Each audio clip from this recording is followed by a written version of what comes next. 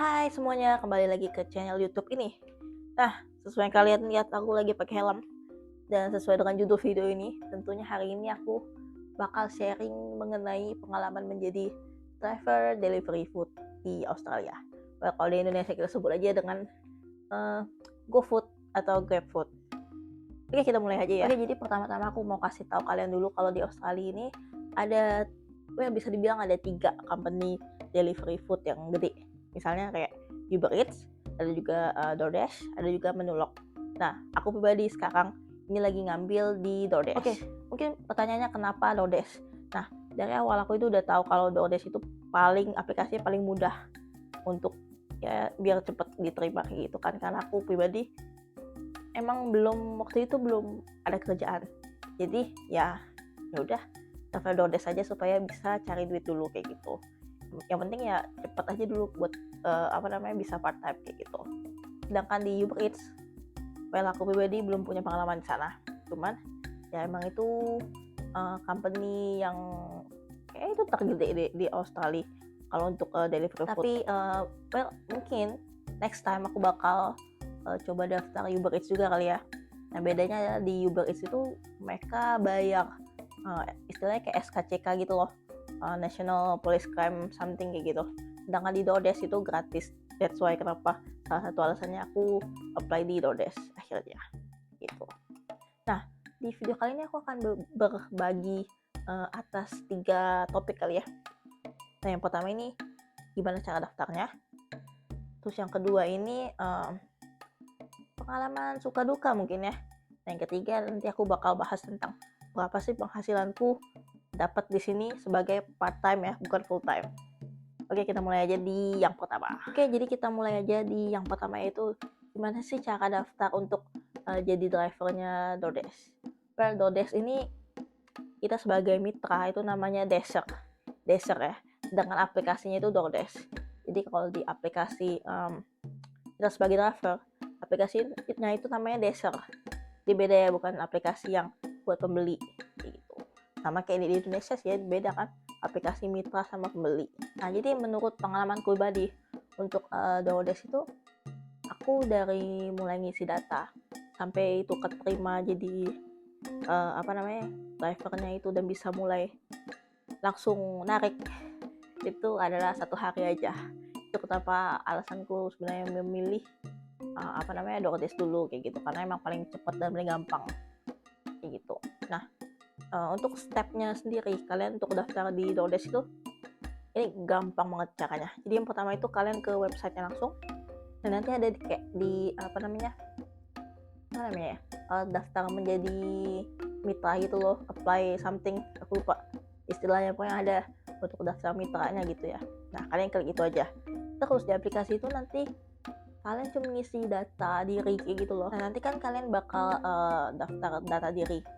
Itu gampang banget, kayak misalnya nomor HP, email, paspor, visa, dan segala macam. Pokoknya itu yang basic aja gitu loh informasinya.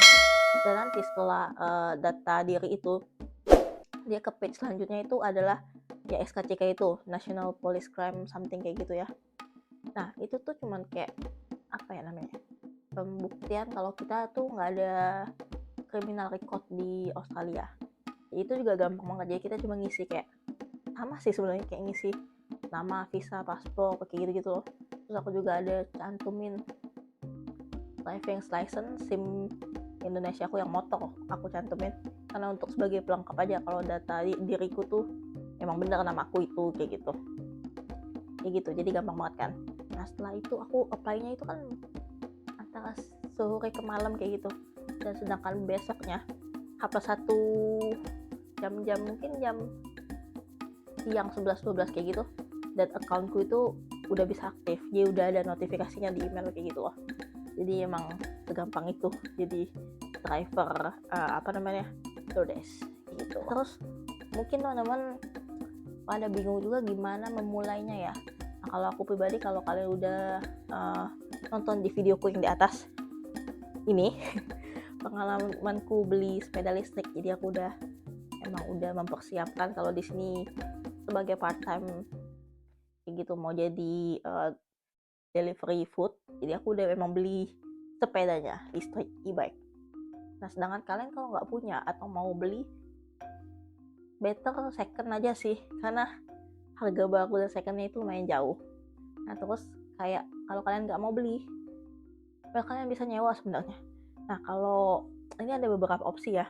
Kalau kalian mau nyewa di grup Indonesia, kalian posting aja kayak ada nggak yang mau nyewain sepeda bla bla bla kayak gitu. Atau kalau kalian mau itu ada company sepeda listrik itu yang emang nyewain kayak gitu loh. Nah sedangkan DoorDash sendiri itu kerjasamanya sama namanya Zumo, itu company sepeda listrik juga. Jadi aku pribadi itu nggak tahu harganya berapa ya sewanya itu, mungkin kalian bisa cari di Google aja berapa, tapi nama company-nya itu Zumo, nanti aku cantumin di sini. Kemudian mungkin yang paling penting yang aku mau sharing mungkin tentang teknisnya kali ya. Kalau misalnya yang pertama kalian harus mematuhi peraturan lalu lintas di sini terutama. Terus kalian sebenarnya gampang sih buat naik sepeda di sini tuh gampang banget, karena emang ada jalur sepedanya khusus.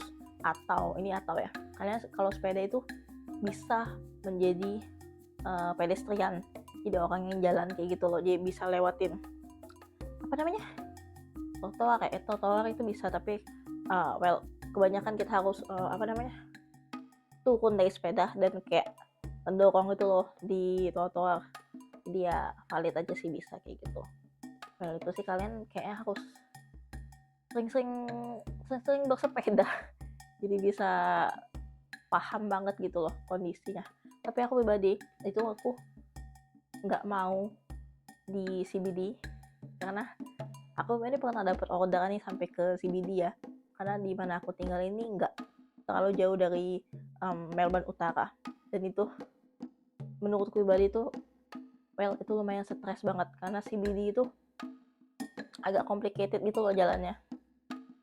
Itulah jadi itu kenapa alasan utamaku gak bakal mau ngidupin aplikasi di deket CBD, karena stres kayak jadinya stres itu loh, karena jalannya ribet gitu, kayak sama kayak Jakarta lah ya. Nah poin kedua ini kalian harus memenuhi perlengkapan bersepeda gitu loh. Kayak ini misalnya aku pakai helm, dan bisa kalian lihat ya. Nih, jadi aku itu pasang lampu sepeda, kan aku di belakang ya, tapi karena aku pernah kecelakaan sekali, jadi lampu sepedanya itu copot hilang.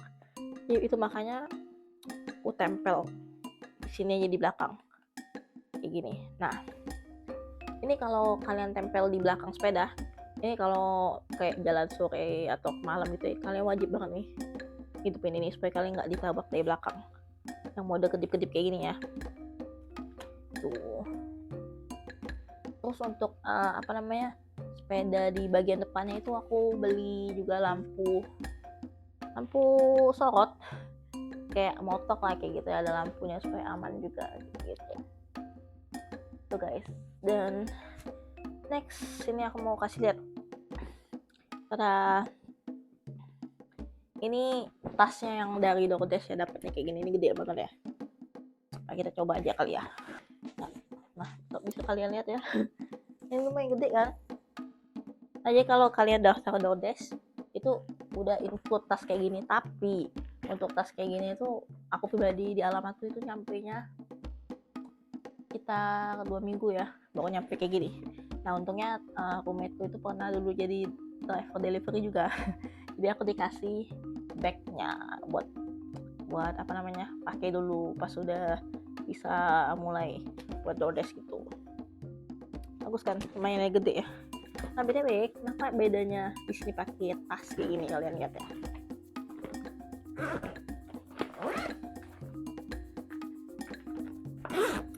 Nah kalau kalian lihat dalamnya ini nih kayak thermal itu loh, thermal insulin gitu, jadi kayak makanan itu lebih awet suhunya kayak gitu loh, jadi nggak cepet dingin kayak gitu. Karena apa? Karena di Australia itu dingin, jadi ya emang harus pakai tas kayak gini sih kalau delivery gitu, daripada kita dikomplain kan. Nggak kayak di Indonesia cuma bisa pakai kantong kayak gitu, karena nggak dingin di Indonesia. Ya gitulah secara teknisnya. Nah next mungkin aku mau ngebahas tentang accident, kecelakaanku. Nah jadi aku pernah jatuh sekali di sini. BTW aku ini DoorDash-nya di daerah Brunswick namanya. Itu sekitar 15 menitan lah ya, 15-20 menit ke Melbourne Utara. Jadi ya bisa dibilang Bekasinya Jakarta kayak gitu. Nah, di sini di Melbourne atau di tempatku ini itu ada tram kan, ada jalur tram yang kecil gitu loh. Nah, kalian tahu kan kalau jalur kereta tram itu ada kayak apa namanya, bolong rodanya kan, bolong kayak gini. Ini cerita yang bego sebenarnya. Jadi pas aku dapat orderan ini yang mengharuskan aku untuk menyeberang, sepedaku itu ternyata nyangkut di jalur tramnya itu loh. Itu kenapa akhirnya kita terguling di di jalanan. Untungnya waktu itu nggak ramai jalanan. Jadi pas aku jatuh itu yang nggak ada mobil di belakangku. Kalau ada mobil ya aku kayaknya nggak tahu deh kenapa-napa. Jadi setelah aku jatuh itu ada driver lain yang nolong kan. Terus dia juga bilang kalau di sini di Australia, khususnya di Melbourne dan Brunswick ini emang banyak kasus driver yang khususnya pakai sepeda yang rodanya kecil itu ya, kayak sepedaku yang rodanya normal itu emang sering jatuh di di jalur tramnya itu loh. Nah ya itu pembelajaran sih buatku. Jadi harus lebih hati-hati lagi kalau emang ada jalur tram. Tapi dari kejadian itu aku belajar kalau satu hal nih, kalau kalian aku pakai topi nih ya, topi ini nih penting banget. Kalian tahu kenapa? Karena kalau aku nggak pakai topi ini, pas jatuh kayak gini langsung ke muka, nyium aspal gitu loh. Nah pas waktu itu aku pakai topi, ini untung banget ya, pas pakai topi jatuh tapi kena ini dulu gitu loh, jadi nggak nyampe ke muka gitu loh. Jadi aku pribadi menyarankan kalian untuk pakai yang kayak gini kalau kalian nggak pakai helm full ya, biar kayak ada sanggahan gitu loh, paham kan gitu. Dan mungkin kalau secara teknis ya kayak pakai baju lengan panjang, pakai celana panjang kayak gitu-gitu aja sih, supaya kalau jatuh juga nggak terlalu luka-luka parah lah kayak gitu ya. Secara teknis sih itu aja ya. Oke, next aku ngebahas mungkin pengalaman enak nggak enak mungkin ya. Tapi ini khusus pengalamanku di DoorDash ya, aku nggak tahu di Uber Eats atau aplikasi lainnya. Oke, kita mulai dari pengalaman yang enak dulu kali ya. Kalau pengalaman enak, kalau aku pribadi itu aku nganggapnya gini loh, karena aku di Indonesia kurang exercise olahraga, jadi pas di sini dapetnya kayak gini naik sepeda. Ini sih jadi anggapannya kayak gini loh, kalian olahraga tapi dibayar gitu ya, olahraga dibayar, sehat, dan juga hafal jalan jadinya kayak gitu. Jadi kayak ya udah, kalian dapat sehat, kalian dapat duit kayak gitu, win-win solution, gampang kan. Nah ya mostly sih senengnya kayak gitu ya. Tapi ini tengah-tengah ya, aku nggak tahu kenapa kalau di DoorDash ini pengalamanku itu jarang banget yang ngasih tips. Entah emang budayanya kayak gitu, budaya Australia emang nggak ada tips, atau bisa jadi karena di daerahku di Brunswick itu emang kayak gitu, ngerti kan? Atau gimana, aku kurang ngerti. Tapi yang aku dapat info dari grup, aku kan nanya juga di grup ya, banyak kan yang bilang kalau DoorDash emang jarang ngasih tips. Karena kenapa? User interface-nya itu lebih jelek untuk nge-tips gitu loh, bingung di mana ngasih tipsnya daripada di Uber Eats. Jadi that's why aku dari 120-an ya, 100 berapa gitu ya, yang ngasih tips ke aku itu baru 2 orang, nah itu $2 segitulah. Jadi saranku pribadi, kalian buat nggak mengharapkan tipsnya dulu gitu loh ya, kerja aja gitu. Kita bakal ngebahas ini mungkin yang paling ditunggu-tunggu ya, yaitu berapa sih penghasilan dari mitra DoorDash. Jadi pengantar makanan di Australia itu kira-kira berapa. Tapi disclaimer dulu ya, ini karena aku itu part time di sini. Part time karena waktu itu pertama kali aku dapet sukses registrasi aplikasi ini, aku masih nyari kerja. Jadi aku masih punya lumayan banyak waktu, tapi aku nggak pakai buat DoorDash semua gitu loh, karena masih sibuk nyari kerja kan. Nah sedangkan sekarang ini, karena aku sekarang ini udah kerja full time di sebulan, jadi itu kenapa akhir-akhir ini aku agak males DoorDash karena capek juga. Jadi biasanya aku DoorDash itu cuman kayak sekarang ini di jam 5.30 pulang kerja sampai jam 7, kita jam 7-an lah kayak gitu. Jadi cuma kayak sejam 2 jam itulah. Jadi ya kalian lihat aja segini lah penghasilannya. Oke, kita langsung aja di aplikasinya kita bongkar ya. Oke, jadi aku kasih lihat aja ya. Ini aplikasiku DoorDash, Dasher ya. Nama aplikasinya Dasher kan. Nah, ini tampak depan. Ini account ya. Nah, dia aku belum bisa kasih referral. Gak tahu kenapa ya. Kalau aku kasih tahu, ini aku lebih kayak perkenalan singkat aja aplikasinya gini. Nah, ini kan tampilan depan ya. Kalau kalian lihat, ini ada promo. Nah, jadi kalian bisa tahu nih di daerah kalian ini lagi ada promo nggak ya. Kayak misalnya ini daerahku kan Brunswick. Jadi nih kalian lihat tanggal 21 misalnya. Tanggal 21 itu dia ada promo di jam 5.30 sampai 7.29 malam. Jadi setiap delivery itu ada plus $2 gitu. Nah, ini banyak ya, ada daerah lainnya. Nah, CBD juga ada. Ini tuh mainnya lagi banyak promo. Ya biasanya weekend sih emang banyak promo gitu. Nah, terus aku kasih tahu kalian base-nya ya. Base delivery-nya itu kalau satu order itu di $5 sekian. Nah, jadi kalau kalian dapat langsung misalnya kayak 2 order barengan, itu kalian, kalau aku nggak salah inget ya, kalau ini base-nya ya, itu dapatnya sekitar 7 atau $8 per 2 trip itu. Kalau yang ordernya sekalian gitu loh. Setelah order A langsung B kayak gitu. Tapi kalau yang untungnya itu kalau lagi di masa promo tadi. Kalau di masa promo tadi ya lumayan loh, kayak plus $2 ya. Kemarin aja itu aku satu tripnya di $8 lumayan ya. Dan 2 trip kemarin aku yang sekalian gitu orderannya, itu aku dapat di $12 lumayan. Oke, next. Jadi karena ini aku part time dan aku juga udah punya pekerjaan full time sendiri, jadi aku kasih lihat ini sebagai part time aja ya. Penghasilanku berapa? Ini accountku. Jadi aku udah 114 trip.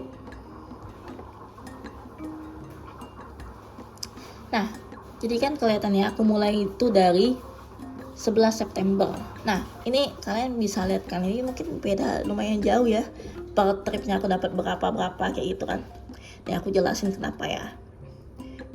Nih, kita buka nih. Ini di masa 11 September sampai 17 September ya. Nah, di sini aku dapat 241 seminggu ini. Ini kalau kalian lihat, ini active time-nya ini berarti kalian yang sedang melakukan delivery gitu loh. Di seminggu ini tuh aku deliverynya 11 jaman.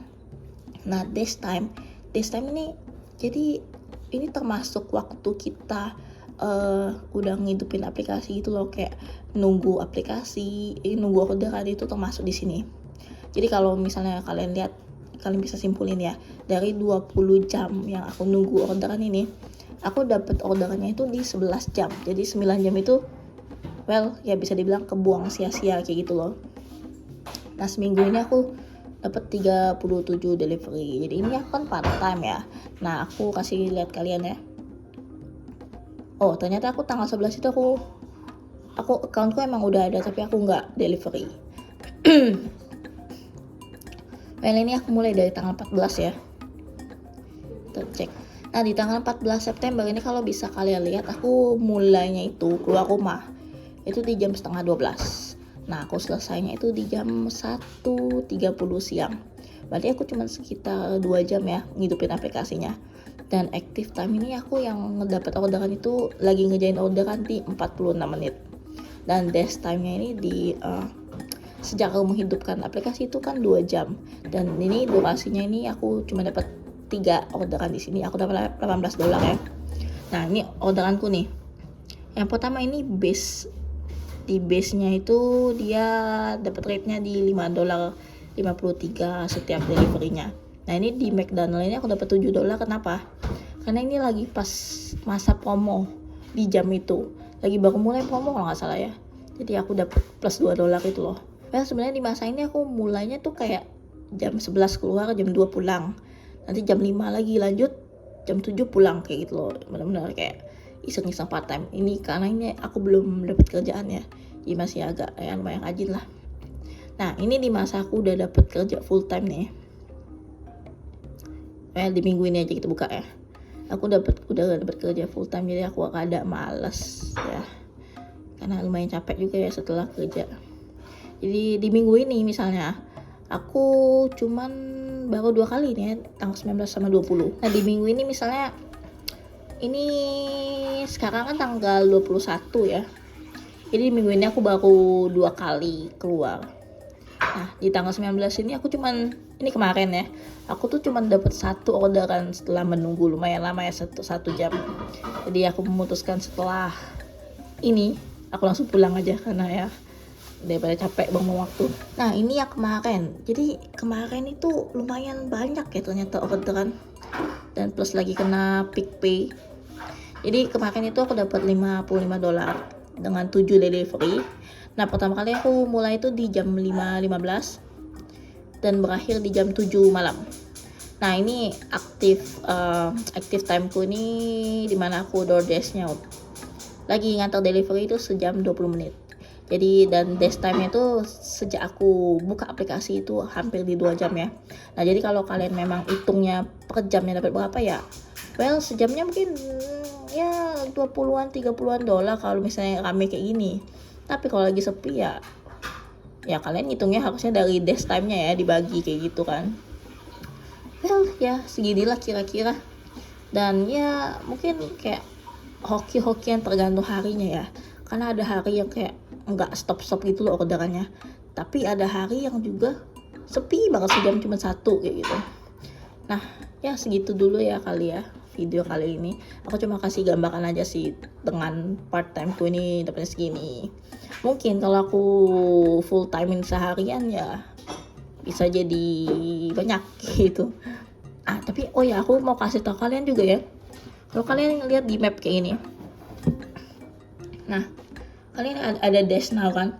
Nah, itu artinya kalian udah bisa mulai delivery kayak gitu, buka aplikasinya. Tapi kalau dia nggak ada dash now kayak gini, itu masuknya ke schedule itu kalian baru bisa mulai kalau udah di aplikasinya udah merah di lokasi kalian. Kalau dia nggak merah kayak gini, kalian nggak bisa mulai narik kayak gitu. Dan ya kalian bisa lihat aja nih di peta ya, ada daerah yang +1 kayak gitu kan. Ini udah mulai promonya di daerah ini. Nah, kalau daerah aku sekarang ya very busy tapi nggak ada promo kayak gitu. Ini udah mulai bisa DoorDash. Oke, sekian dulu video kali ini. Mungkin nanti next video aku akan memberikan gambaran kalau aku lagi melakukan DoorDash itu gimana. Oke, jangan lupa subscribe di channel YouTube ini. Semoga informasi ini bisa memberikan inspirasi buat kalian yang akan ke Australia. Oke, sekian dulu video kali ini. Bye.